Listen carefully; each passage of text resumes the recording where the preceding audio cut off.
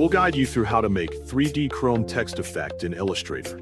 If you find this helpful, don't forget to like and subscribe. On your desktop, locate and open Adobe Illustrator to begin creating a 3D chrome text effect. Wait for Illustrator to fully load, then click File and choose New from the menu bar. The Canvas Creation menu will appear on your screen, allowing you to prepare your workspace for the project. Choose your desired document size, depending on the style or layout you want to create.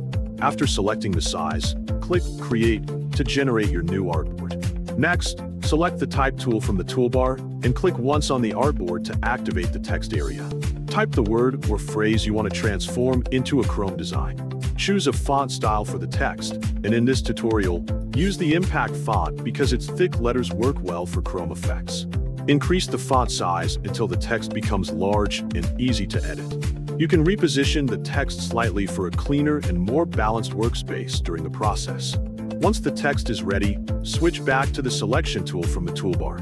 Now, turn the text into an object by going to the Type menu at the top of the screen.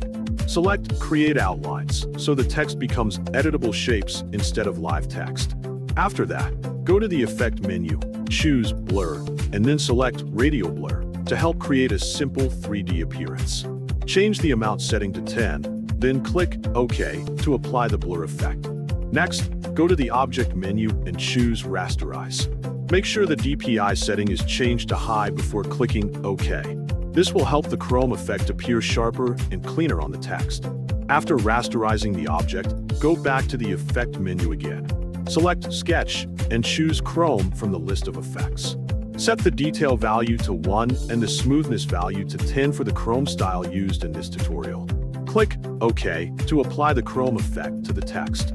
To see the design more clearly, go to the Effect menu again, choose Stylize, and click Drop Shadow.